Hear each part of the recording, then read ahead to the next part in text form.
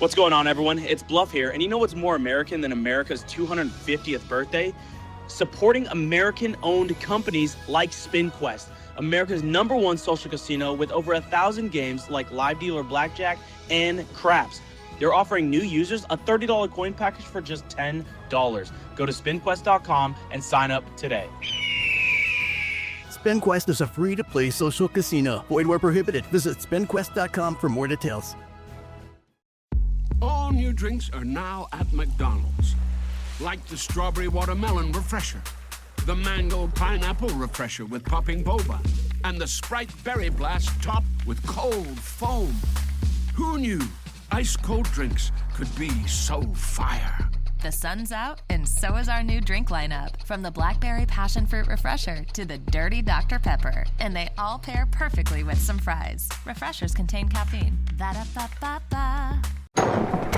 Evening. Buyer's remorse. Buy a new car?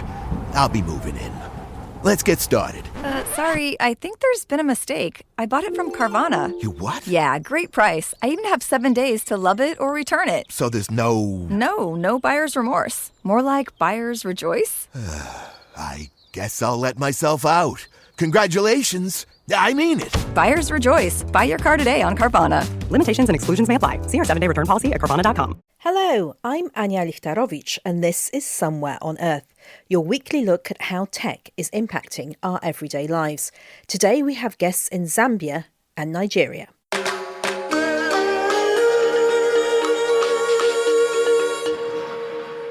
It's Tuesday, the 5th of May, 2026. Welcome to the Global Tech Podcast. Coming up today, a major global tech and human rights summit, years in the making, suddenly called off just days before it was due to begin. Thousands had planned to travel to Zambia for RightsCon 2026. So what led to the last-minute cancellation, and what does it mean for one of the most important gatherings in the digital rights calendar?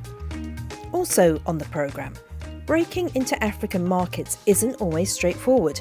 Setting up a company, navigating regulation, moving money, it can slow even the most ambitious startups.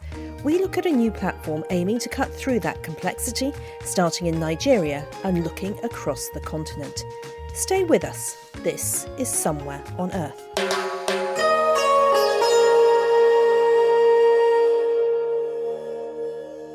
Thousands of delegates from more than 150 countries were set to gather in Lusaka, Zambia for RightsCon 2026, one of the world's most important summits on digital rights and technology. But just days before the event, the Zambian government abruptly cancelled it, leaving activists, researchers and organisations scrambling after months of planning. So what happened behind the scenes? What does this mean for the global digital rights community? And how do you rebuild when a cornerstone event disappears overnight? Nikki Gladstone, director of RightsCon at Access Now, spoke to me from Lusaka. So RightsCon is the world's leading summit on human rights in the digital age. It's been hosted by Access Now since 2011, and it started as the Silicon Valley Human Rights Conference. And the goal of the conference was to bring the human rights agenda to the tech sector. We've been running it, this would have been the 14th edition, and we bring together human rights activists, technologists, businesses, governments, media, with the goal of building a rights-respecting digital future. And RightsCon was meant to be happening in Lusaka right now, but it's not. Tell me what has happened. Right, so we started planning for RightsCon in Zambia in 2024. We made a commitment to our community in 2023 that we would return to Africa after having last hosted in 2019 in Tunisia. And we visited in 2024. We felt really hopeful about the possibility of having RightsCon in Zambia. It felt like a really good place to host for us, and we look at a lot of different criteria to decide where to host. We signed an MOU with the government, with our main partner, the Ministry of Technology and Science, and everything was going well. We did multiple site visits. We've been in touch with them online. All of the required steps that we've learned over more than a decade of hosting, we did. to make sure that the event was successful. An event of this size requires government buy-in. There's not a possibility for us to do it without government buy-in. And last Monday, April 27th, when I was flying from South Africa to Zambia to start prep for RightsCon, I received a call from the Ministry of Technology and Science letting us know that there were some concerns around Taiwanese participants coming to RightsCon, and that concern was putting pressure from the Chinese government on the Zambian government. And starting from there, everything started to unravel. Unravel to the point that the event is not actually happening, is it? Yeah, so we, as we do in these situations, we sort of step immediately into action. We asked questions. I landed in Zambia, and we started to hear some rumors about participants coming through and hearing from immigration officers that the event was going to be canceled or had been canceled. And that was the first real outside rumor that we heard, and it immediately put us on response. We tried to get in touch with our government contacts. We tried to understand where these rumors could be coming from. Even some of our contacts in other departments of other ministries hadn't heard these rumors and didn't believe them to be true. But we weren't able to get in touch with our government contacts. And it was actually through the media that we found out that RightsCon was postponed. Am I rightly remembering last year RightsCon was in Taiwan? It was, yes. So it shouldn't have been a surprise to anyone that there would be a delegation coming from Taiwan. So why suddenly the change? Is it just recent pressure that the Zambian government was experiencing, none before? Yeah, we've had participation from the Taiwanese civil society for years. They've been members of our community, and their participation isn't, something that we hide or are silent about.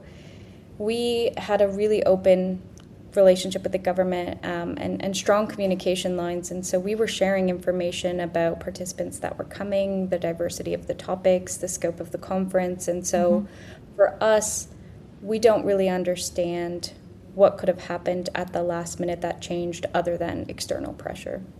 There are some delegates from organisations that are already in Lusaka. Some haven't flown. But this is, for some of these groups, quite a big expense to get a team out to another country, another continent. What are these people saying? What impact is it going to have on them and their organisations? Yeah, the response has been overwhelming. For many people, RightsCon is an opportunity that they invest in. So there are financial costs associated with meeting us at RightsCon wherever we've decided to host it. They pay for flights, accommodations, and there's also an opportunity cost here that is lost. For many of them, this is an opportunity to show their work, showcase what they've been doing, meet with funders, meet with each other, move forward coalition building. So what we're hearing from our global community is shock and devastation and grieving. And for some of these organizations, they're small and the impact on their budget is existential. And so to cancel an event of this size a week before it's meant to happen, there's no opportunity for us to try to recover some of that impact. And so it's even more devastating as a result. And you've been supporting them, you've been advising them, because for some, they would have made connections, they would have got future funding. It really is the place to be for these types of conversations if you are in the digital rights sector, isn't it? Yeah, it is. And we're trying to connect with folks that might be here and support them in whatever way we can. We don't have an exact understanding of how many people might be here in Zambia. We know that, at least from our knowledge, no one's had issues entering Zambia, which is good. And we're sort of thinking through what comes next for our community. What we have heard is that it's really important for us to have these spaces, that they are continuously and increasingly under threat. And when we sent out our statement, we said, what does the community want from us next? And so we put out a survey immediately, asking them to tell us, how do we replace this? How do we move on from this? Can you tell me anything about those survey results, or is it too early yet? It's still early. I will say it is maybe our survey that has had the most responses in the history of RightsCon. Folks have opinions and they're sharing them, and they have ideas and they're sharing them. Right now we're seeing people want to meet. They want to find space, whether it's informal or it's, all of us coming together. There is a absence of this convening, and it's being felt really deeply by the whole community. And so for us, as long as the community wants us to move forward and try to find a path, we'll work with them to do so. And can you give me an idea of the topics you are going to discuss? Because I could see it certainly on my socials, another panel, some remote, some a mixture, some in person. And the variety of issues that are out there when it comes to digital rights is so diverse. Our program is community sourced, so we do a call for proposals, and that means that anyone who comes to RightsCon, whether it's a civil society representative from Taiwan or it's a company representative or even a government representative, they can propose sessions. And each year we host around 500 sessions that happen in person, online, and hybrid across 18 program categories. And we've really seen over the last couple of years with RightsCon just how technology is touching every aspect of our lives. So while initially our program was very sort of traditionally digital rights focused, what we're seeing now is the intersection of technology with conflict and warfare. We're seeing the intersection of technology with environment and land defenders. So there's really every topic you can imagine on the RightsCon agenda. Artificial intelligence was, of course, going to be a big one this year. How technology is being used in warfare was going to be a big one. So there were a lot of topics that for many people in our community aren't abstract concepts. They're the reality they're living every day. And so coming to RightsCon and being able to speak with people in positions of power about what's happening is critical. That was Nikki Gladstone, Director of RightsCon at Access Now, who is still in Zambia when we spoke. Nikki will also be in the Pod Extra version of this show. Yes, the one without the adverts at the beginning, the middle, and the end. It costs $10 a month to get ad-free soap and lots more of it. Please search pod.fan, Somewhere on Earth Podcasts, go to the page and subscribe.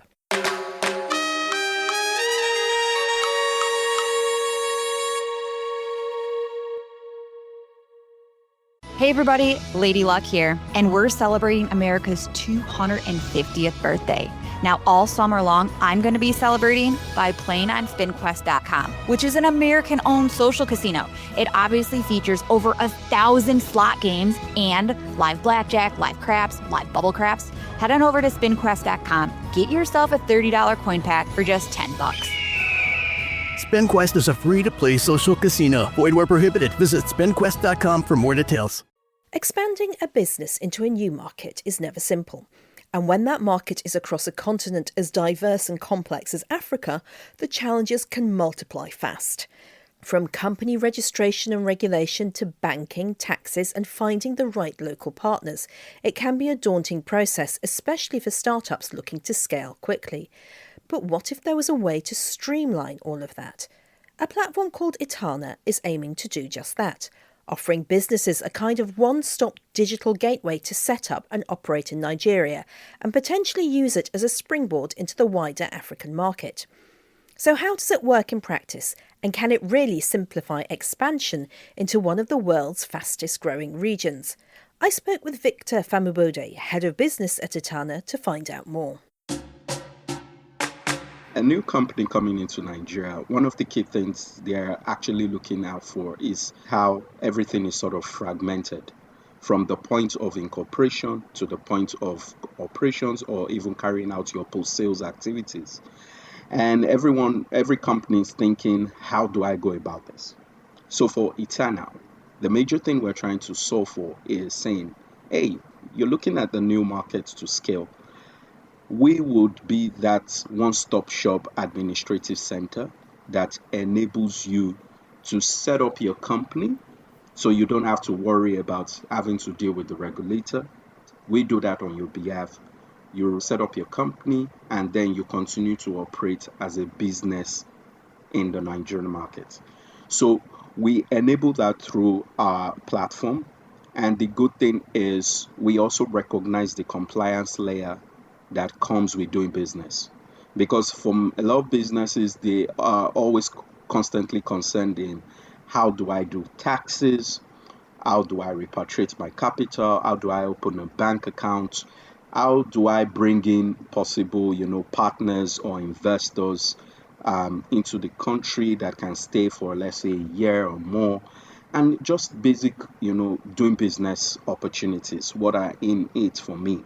So we try to seamlessly coordinate all of this through the platform and then ensure that you are able to get full access for based on each of these areas and the services that come within, and ensure that you can get the best value for money, so you don't have to worry from the get-go while you're setting up shop in Etana. So basically, you've got a website, and if I wanted to take my business and launch it in Nigeria, then I would go there, I'd register, I put in all my details, and you would guide me through everything, or would you do it all? How does it work? How does the technology work? Yeah, the technology is very simple and secure. You go through the app, you sign up, you fill in key information about the business, what the business is about, key information like the directors, the shareholders, just necessary incorporation information, right, that you would need in almost every jurisdiction. So it's similar here. But what we've done is to enable that through the platform. And the extra advantage is that you are then operating within a special economic zone, or favorably what you call a free zone in Nigeria, which has been in existence as a scheme for over 30 years. So it's not new. It's just that you've now been given a free zone status, which means you can enjoy certain kinds of benefits that then enables you to stay, agile, and basically stay ahead in terms of trying to, as much as possible, bring in more capital investments that can, create the right opportunities for you. So that's basically how this, works, and it's very straightforward in terms of the ability to navigate through the application. But you want to go further than this, because at the moment, you're a foreign tech startup, and you think, right, I want to get into Africa, I'm going to go through Nigeria. It has many benefits. The language, culture as well is perhaps slightly more aligned to Western culture. That's why a lot of people pick it. But you want to go further than just Nigeria. You want to see Nigeria as a launch pad. So you establish yourself in Nigeria as a tech startup through Etana, but then you can kind of launch yourself further out. How can Etana help you expand across the continent? The good thing is, one of the things that we're always constantly known for is the ability for companies to come in and even use Etana as a point to scale. And how we do that is we leverage different partners, especially when it comes to areas around market entry and market expansion, partners that are skilled, well vetted, that understand those sort of jurisdiction, and that we're happy to enable that. The second angle is the AFCFTA, that's the Africa Free Trade Continental Agreement, which is already in implementation. I would say that's a very good policy initiative for the continent, and where we have a very good relationship with, for instance, the secretariat that enables that. So we're always happy to do all of this sort of groundwork for you as a company, especially when you come into Nigeria and then you're looking at expanding into other African markets. The other angle is through our thriving community, you get to access different kinds of companies that are also, some of them, they are multi-jurisdictional. So it's not just Nigeria, they have their businesses set up, they have it in other markets. So they would also provide sort of guidance in markets that you're sort of complementary towards, and they can assist, support. And that's where the community also plays a critical role to ensure that we can have that diversity of founders and even different kinds of operators that can enable that. And we're working on more layers that can enable scale, right, for a lot of these companies. when it comes to tech founders. That's Victor Famubode from Ritana on building a digital gateway for businesses looking to expand into Africa and why Nigeria could be just the beginning. Please leave us a rating on your favourite podcasting platform. We really need to reach a minimum of 20 ratings on the major platforms for us to jump to the next level in their algorithms and have the show picked up for promotion. So if you've not done so yet, please do.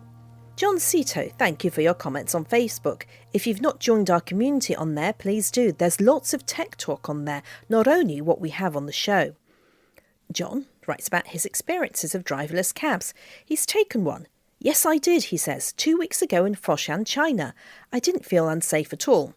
He's even posted some videos if you'd like a look. And Jimmy Gibson emailed us saying, your latest episode on how musicians are integrating with AI, both in their creative and practical work, was fantastic.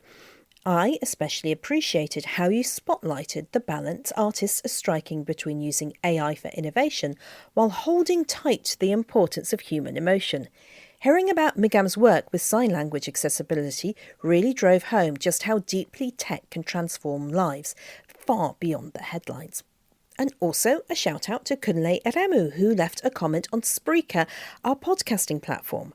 Thanks for the beautiful episode. Love heart eyes, big grin emoji. This was for one of our episodes from over a year ago. WhatsApp English lessons, EdTech in Cabo Verde, and the Cartier Women's Initiative supporting women in tech, science and business. And we'll be hearing more about some of the winners who are now being supported by the Cartier Women's Initiative over the coming weeks. Our first story on that comes from Colombia.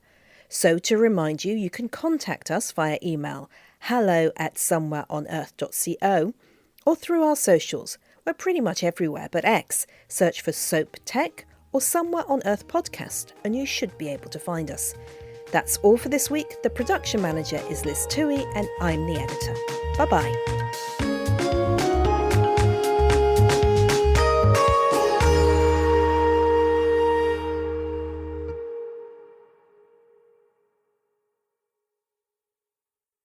Hey everybody, Lady Luck here, and we're celebrating America's 250th birthday. Now all summer long, I'm going to be celebrating by playing on SpinQuest.com, which is an American-owned social casino. It obviously features over 1,000 slot games and live blackjack, live craps, live bubble craps. Head on over to SpinQuest.com, get yourself a $30 coin pack for just $10. SpinQuest is a free-to-play social casino. Void where prohibited. Visit SpinQuest.com for more details.